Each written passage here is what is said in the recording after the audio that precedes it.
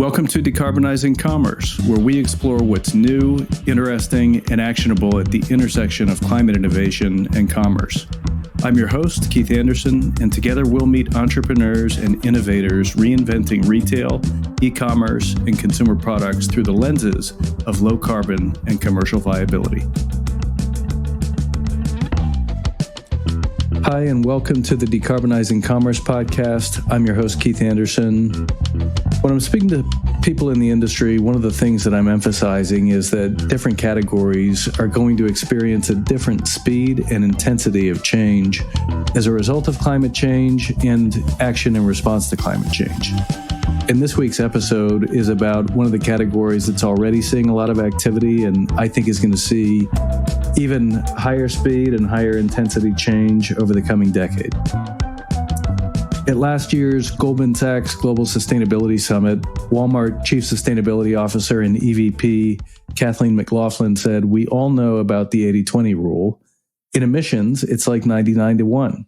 You don't need to measure every item to know it's beef, it's dairy, it's electronics. We know what they are." And this week's episode is about dairy in particular. And when I think about some of the alternatives to conventional dairy that are on the market and are on the horizon, I think of a three-legged stool, the first leg of which is plant-based, which is probably the most mature and which I imagine most listeners are familiar with. And plant-based has certainly undergone some setbacks and headwinds over the last few years. The second leg is cultivated meat. And I think that too has faced some headwinds both in the US and Europe, despite it being a category that has barely come to market. But just this week, the New York Times had an op-ed on some of the tribulations in that subcategory. But there's a third leg of that stool, which is precision fermentation. And precision fermentation is, as you'll hear in today's episode, not a brand new technology, but it's a technology that hasn't widely been deployed in the kinds of grocery and food categories that we're going to talk about today. And I really wanted listeners of the show to hear from somebody with a perspective on the current and the future outlook for precision fermentation dairy products. And so I'm really delighted to have Irina Gerry on the show today. She is a sustainable foods industry thought leader, CMO of Change Foods, which is using precision fermentation to commercialize a new way of producing real milk proteins and dairy foods with biotech. Irina is also a founding member and vice chair of the board of the Precision Fermentation Alliance. And she spent a really interesting and in some ways improbable career in grocery and CPG marketing with a background at iconic plant-based brands, including Silk and So Delicious at Danone, and also has spent time at Procter & Gamble and Deloitte. And I won't keep you much longer because I'm eager for you to meet and learn from Irina. But to me, precision fermentation is such an interesting topic and technology as it relates to this area because, it addresses some of the challenges that some of those other subcategories I mentioned have faced. And yet there's a long road ahead to drive consumer awareness, understanding, trial, and adoption. And a lot that's happening at retail and could happen at retail as those two examples I shared start to suggest. So this is almost certainly not going to be the last time we cover the topic of precision fermentation, but it is the first. And I'm really grateful that we have somebody so experienced and thoughtful to review it with us. So let's meet Irina Gerry, CMO of Change Foods. Irina, thanks for joining the Decarbonizing Commerce podcast. Great to see you, and thanks for being here. It's great to be here. This is a topic that really fascinates me for a lot of reasons. And as I was scoping out who is best positioned to help me and the audience understand it, you sort of rose to the surface. Would you mind just telling us a bit about your background and the work that you're doing now with Change? Absolutely. I started my professional career in consulting, but then during business school, I transitioned into consumer marketing CPG world. I loved, for me, the connection between the product and things you're working on and just the tangible product that ends up on the shelf or in your refrigerator. And the combination of the creative and the strategic and the tactical aspects of what it actually takes to make that happen. So, I jumped in kind of both feet in and spent some time at P&G, the big training ground, and then transitioned into food and worked on Silk brand for over 5 years. I actually came in when it was still White Wave Foods. So it was a private, smaller company out of Boulder, Colorado. And then during my tenure there, was acquired by Danone. So I kind of have a large blue chip, smaller, acquisition type of experience. And then was working a lot on innovation, actually a kind of a long range innovation, and discovered this new technology called Precision Fermentation. And we'll dig into that. And saw such tremendous potential that I actually took a leap and joined a tiny startup. I was a third person to join the startup to commercialize that technology. So now I've been an entrepreneur for over 3 years, really working to not only build this company, but also this new technology and essentially a new category within food. So that's been my journey in a nutshell. Well, maybe that's a nice springboard to get into what precision fermentation is and why it's so helpful for the broader challenges that you're working on. Yeah. Actually, before we dive in what precision fermentation is, let's talk maybe a little bit why that even matters. I think it's helpful for people to know the context. So you probably, I'm assuming you talk a lot about decarbonization, and a lot of people know about energy, right? But food is right up there after energy is the second biggest sector to decarbonize. And when you look at food, every way you slice that, you come up against animal source products as the number one category within food that needs decarbonizing. And cows tend to be by far the biggest slice of that pie, given the fact that they produce a lot of methane naturally. And the fact that they just require a lot of resources, right? It takes about 100 calories in to get about 1 or 3 calories out in terms of meat, and 100 calories to 17 calories in terms of milk. So it's a kind of inefficient way of using resources that also happens to be very carbon intensive. And so when I looked at that and, working on plant-based alternatives was obviously a huge and important part of the solution, right? We could say, okay, well, if animal-based foods are problematic, what can we do, right? Because we still want to enjoy the foods and the recipes and kind of have the experiences that we have with animal products, but maybe we need some other ways of doing that.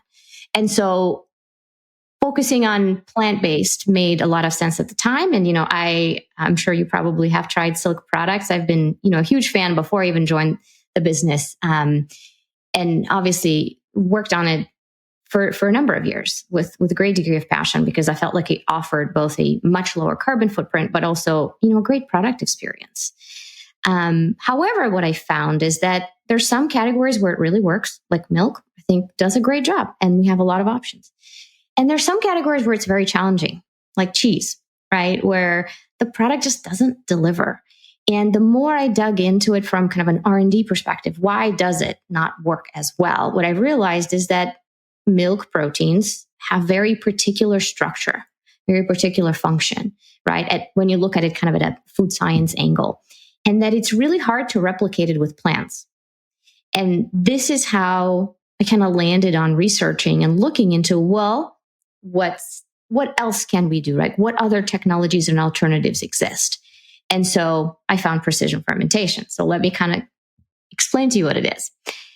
Precision fermentation is different than plant-based because we're not actually using plants as the source of ingredient, but rather we're using microorganisms as tiny machinery to produce the exact same molecules that, say, a cow would.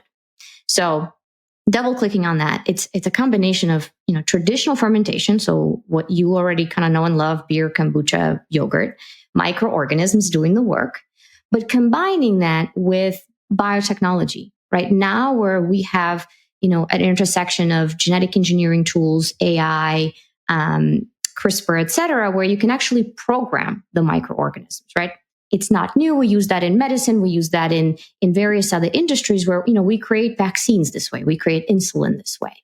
But it's combining that and taking that into now saying, okay, well, if we could make any molecule, why not a food molecule? Why not a milk protein, right? So it's kind of extending this technology into food.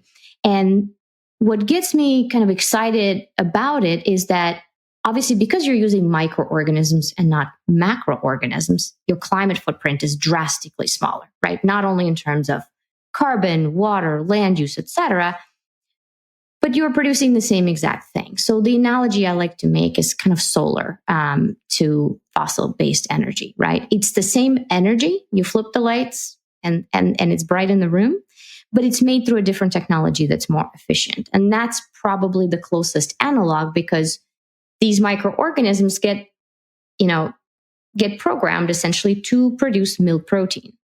And then you use that milk protein and you could make a variety of products. In our case, cheese was kind of the big product to go after, because there's such a massive gap in terms of nutrition, in terms of stretch and melt and kind of the consumer experience that is holding it back. And so it's newer word, I guess, in the ecosystem, precision fermentation, but that's essentially what it does, right? It's using microorganism to make the exact same ingredient in a very specific and precise way and deliver a massive climate benefit in the process. That was very clear. I do have some follow-up questions. Please. So it's something distinct from cultivated meat, which is another term you hear a lot about, is it not?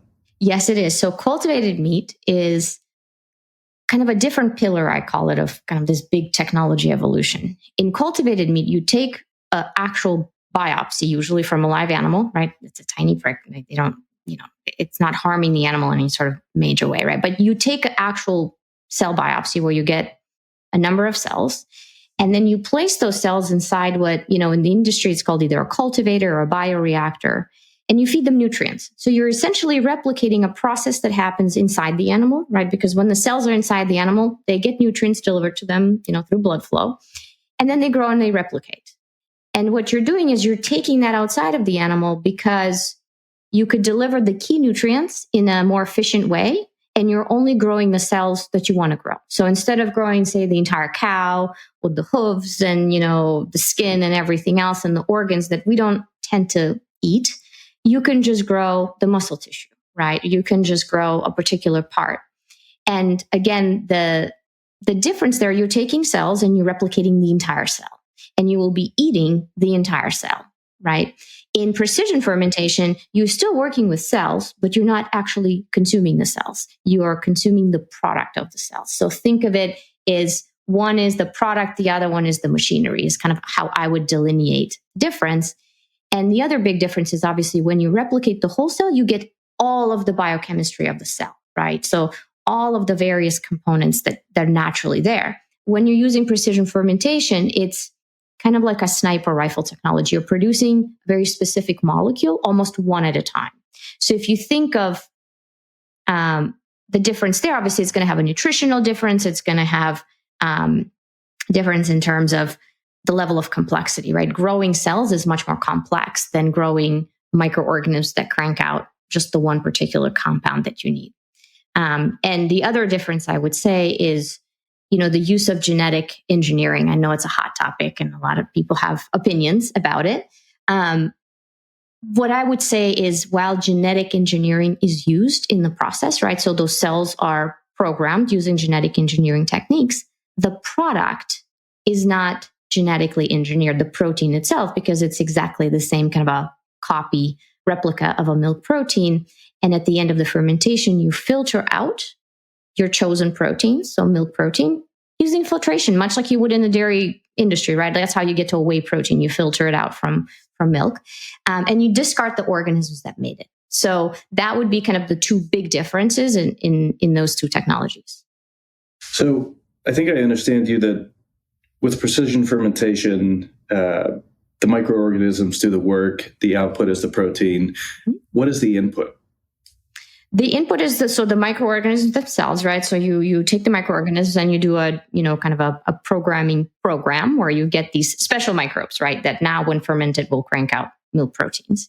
And the inputs are very simple, right? Like when you look at kind of biology at a biochemistry level, you need a source of carbohydrates, a few vitamins and minerals in a particular conditions, right? So temperature, acidity, presence or absence of air, et cetera. And so the precision part of this is controlling for all of these different components, right? The exact nutrient mix, the exact temperature, the exact timing of fermentation, et cetera, that kind of takes what you know as traditional fermentation beer, right? It's more of a wild process, right? Where you take the microbes, you throw in, the yeast, the sugar, and you kind of spin them around in a certain temperature, but you dial it in a much more precise way. And again, the product is the filtered component, not the entire fermentation broth. Got it. That clarifies. And you said something in the setup that I think was really important, which is some of the, products on the market today that are positioned as alternatives or substitutes, meet some of the criteria, maybe in terms of resource intensity. But I tend to think of, especially in food, although it's a framework that's extensible to a lot of categories, some of the other, components of the value equation as being, in food, does it taste as good or better? Secondly, texture. Thirdly, nutritional profile, and fourthly, what's the price, and how does it compare to what I'm used to paying? So maybe we can spend a few minutes just unpacking the sort of current and maybe the anticipated future competitive dynamics, in a sense, of some of these precision fermentation offerings on those dimensions. Which one do you want to talk about next, or first, I guess? Well, taste, if I'm understanding you, I'm guessing is almost indistinguishable. If it's the same protein derived a different way, is that fair to say? That's the biggest unlock, right? And that's why I got excited about this, because dairy is obviously a massive category. And as we said, milk is, plant-based milk's been around for a while. It's an established part of the category. Other segments are much newer, right? Whether it's cheese, whether it's yogurt, creamer, et cetera. And when you look at the dairy industry, right, only a fraction of that is actually sold as, your liquid milk, right? Your milk you buy in the grocery store.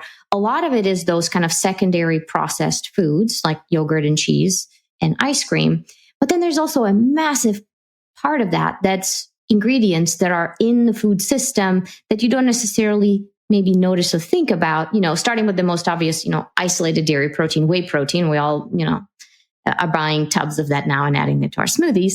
But there's also, dairy proteins in all kinds of foods, right? To add nutrition, to add a particular mouthfeel or flavor, that have really all been processed and, repackaged in a way that is, I call it kind of like under the surface dairy, but it's actually a massive component of our food system. And so you could think of application of this technology kind of up and down that ladder. And the further up you go, the easier it is to replace it, because, if we're just talking about milk protein, then it becomes a 1-for-1 replacement. Like think of your nutrition bars, right? Whey protein to whey protein is a direct replacement with no taste or texture difference. Versus if you think about, cheese and yogurt and ice cream, there are other things in it. Of course, there are fats. There's, other components that may be slightly harder to replace 1-for-1. And so your taste might vary a little, but I would say, when looking at cheese, and that was the problem I was highly focused on, there's such a huge gap that is specifically unlocked by the protein itself. And that's what the struggle has been. And I actually worked on a So Delicious plant-based cheese while at Danone, and having access to, some of the best resources within the R&D and ingredient sourcing, it was just still really hard to deliver on consumer expectations with plant proteins alone. So that's where I say the unlock is huge, right? If you look at yogurt, same thing. Dairy yogurt has a high amount of protein. That's what gives it the creaminess, the texture, the nutrition that people love. And this is the technology that allows us to do that in a much more sustainable way. So I would say from a taste perspective, am I going after, the Parmigiano Reggiano with all of its complexities and, traditional processing and artisanry? No. But I could do probably a heck of a job with across the other components of cheese business, right? Where it would be nearly indistinguishable. And as part of the precision, is it possible, and do you think that it's likely that there will be any engineering of the nutritional profile? As just an example, after recent conversations with my physician, I'm avoiding saturated fat when I can. Mm-hmm. So is it realistic to expect that a precision fermented cheese might have a reduced saturated fat level? Yeah. So that's interesting what you're asking, right? Because when you look at, again, milk, cheese, yogurt, et cetera, it's not just protein. There's fats. Saturated fats is a huge part of that, right? Cholesterol. The benefit of working with microorganisms is that it's kind of ingredients up rather than milk down. When you think of how you make cheese, you take milk, you remove 90% of water, and then you coagulate it and you remove, whey proteins, et cetera. You're working ingredient down. So you're kind of stuck with the saturated fat and the cholesterol and the hormones, everything that kind of tags along from milk. With precision fermentation, you're going ingredients up. So we're not replicating cholesterol. We're not replicating saturated fats. We're not replicating a lot of, obviously the naturally occurring hormones that come with dairy milk product.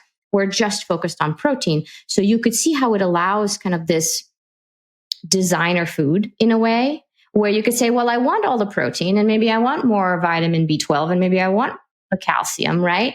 But I don't want the cholesterol, or I want less saturated fat. You might end up with some saturated fat because even if you use plant-based sources, for example, coconut milk is still a source of saturated fat, but it's different than dairy fat. So it kind of gets complex, but also interesting and promising, right? Where you could say, for your particular needs, you might be able to find the cheese that still has the same protein content and more, but a lot lower saturated fat and no cholesterol.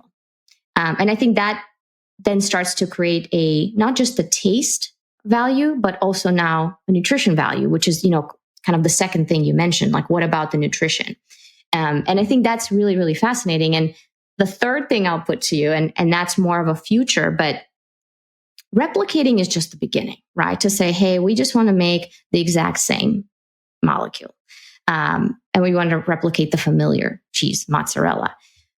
But because it's designer, we could say, what if we made it better, right? What if we remove allergenicity? How many kids are allergic to milk protein? What if we're able to remove that, but still deliver the nutrition? What if we improve the calcium carrying capacity and deliver more calcium than dairy could? That opens up an entirely new spectrum of nutrition that's not just parity, but actually better. That's an interesting point. So I think we covered taste. I think we covered texture. I think we covered nutrition. Now we start to get into position in the market. And, when I listen to some of the comparative advantages in terms of resource intensity, less water, less land, less energy, on the surface, my guess would be economics might have some advantages. Help us think about where the technology is on the maturity curve, it feels to me, just as an observer, like we're subscale at the moment. I don't see a ton of these products dominating the categories that we've been discussing. But, where do you think we are on that maturity curve, and how quickly are we going to scale it? We're definitely subscale, right? So again, as I mentioned to you, the precision fermentation as a big platform technology has been around since the 80s, right? It started in pharma. This is how we produce 99% plus of insulin today. A lot of the latest vaccines are produced that way, drugs, pharmaceuticals. So it's been used there first because you needed, fewer proteins or ingredients per unit of fermentation, right? So as the tech was expensive and it was still small scale, it was economically viable in pharma and not in other industries, right? But then it went into materials, right? Biofuels. It's now used in cosmetics.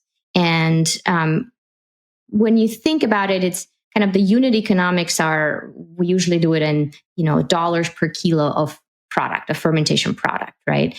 And so you may have started at $1,000 a kilo in pharmaceuticals, and then it's maybe viable in, $200 a kilo in cosmetics. But if you look at food, you need to be in kind of the 10 to 20s range. We're talking commodity dairy, right? So sure. If we're trying to say whey protein, casein protein, which are available to buy from a cow today, that's where you are. You're kind of in these, $10 to $20 range. There are obviously companies working on that, but that's going to take some time to get to that level. However, what I'll tell you is the cost curve reduction pattern is following other patterns that we've seen with technological development, right? Whether it's genetic sequencing, your computing power, et cetera, that continues to develop. And as these price points get unlocked, we're seeing these technologies enter into the categories. So say between cosmetics and exact dairy, commodity dairy, there's also, adult nutrition, baby formula, medical nutrition. So food, but maybe specialty kind of food where there's a willingness to pay for a particular ingredient that maybe delivers a greater value or greater purity than you can get in market today. So I would say commodity dairy, we're definitely still subscale, but I believe that this industry is headed that way within the decade, right? So the projections, I would say that by 2030, these products would be competitive with commercial dairy. In some ways, that's sooner than I would have anticipated, just based on how, some of these emerging technologies and building the distribution channels, driving awareness, trial, all those things. So many of these industry shifts that feel like overnight changes, take decades in some cases to play out. So that's really interesting. Are there markets globally or individual grocers, restaurants that are particularly aggressive in supporting or pursuing this? I think the climate conversation is happening in many markets today, right? So if you look at, the United States is obviously one of the world's largest economies and polluters and a big consumer of animal products, right? Our per capita consumption of animal products is far and away higher than everyone else. So I think the conversation on climate is highly relevant. We're seeing markets that have maybe less access to land resources that are very, very open-minded to this. Places like Israel, places like Singapore, where there's not a massive land, right? Because we talked about carbon, but land use and animal agriculture is a huge topic. Globally speaking, we use about a third of ice-free land on this planet just to feed the animals that we eat, a third. And the demand for animal products is projected to go up about 70%. So at a planetary scale, that's an unfathomable equation, right? We're out of Earth to produce animal products the way we've been producing them. But when you scale it back to even individual country levels, you're seeing that some countries are saying, this is an unsustainable way, an unsustainable technology, and we are land short anyway. So it creates a much bigger openness to this technology. And the third pillar, I think, of geographies I would point out is those that are water stressed. And actually, that's going to start including the United States. Colorado on, west is extremely water stressed. And guess who the biggest consumer of water resources is? It's animal agriculture, and it's predominantly cows. So when we look at what's happening in California and, Arizona, Nevada, et cetera, you can't ignore the cows as part of that equation. And so that's becoming a topic. Obviously, anywhere in the Middle East is another great example where they do have land, but, not much water, and a population that continues to demand higher quality, animal type foods. And so we are then seeing kind of a third wave of interest from those countries as well. And then I would add on a layer of what we call food security. And I know it's probably a bit further into, off of people's mind in kind of US retail, but food security in the next decade is going to become a topic. I think we've all had a taste of that with, the Ukraine crisis and crops and oils, et cetera. Between climate instability and political instability, I think that's going to be an increasingly important topic. And being able to localize supply chain of important food ingredients like milk proteins is very appealing. So when I look at it globally, I see kind of several concentrated hot markets where those factors come together. And I think US is one of them, absolutely. It's interesting that you highlight the stability and surety of supply. I think in my first wave of inquiry in this whole space, I saw a huge amount of energy and focus on the decarbonization side and mitigating additional warming and emissions. But increasingly, what I see the retailers in particular talking about is whether it's localization or other strategies for stabilizing supply chains, which to me is sort of the adaptation side of the coin. I think it's going to be a growing focus, and in some ways, easier for companies to prioritize in the near term, because if they're already experiencing material disruption, as they did from the pandemic, as some retailers are openly stating they are from more extreme weather and, crop yields and quality are more volatile than they have been. Pricing fluctuations, right? When you look at big impacts, and again, let's just look in the US. On one hand, we feel food secure because it's such a massive country with so much farmland. But on the other hand, we are seeing huge water stress across the southern half of the United States. We're seeing huge heat stress coming from the heat waves, right? It impacts our corn belt. Guess where corn goes? Guess where soy goes? It is all part of animal feed. So it's an upstream impact to the supply chain. We're not as food secure as we feel today. And when we go to these global markets, again, they're not either. So I would say food security, again, maybe not top of mind, but will be rather rapidly. And the benefit of these ingredients, because they're identical, it's kind of a plug and play, right? So if I'm making nutrition bars with whey protein, I could source whey protein and be subject to market price fluctuations of global dairy market, or I could potentially have a facility in the Midwest that produces it that's independent of, water, climate, heat, stress, etc. Hey folks, this is the part of the show where we say thank you and see you soon to the general audience. Plus and higher tier members of Decarbonize.co. Stay tuned for the rest of the episode.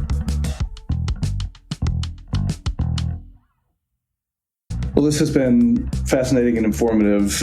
Really appreciate you joining the show. If people want to learn more about Change Foods or get in touch with you, where would you send them? I would send them on LinkedIn, I guess. I'm a frequent user. I love the platform. So find me there. Perfect. Well, thanks again, Irina. Thank you so much.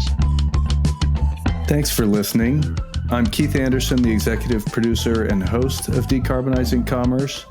Sonic Futures handles audio, music, and video production.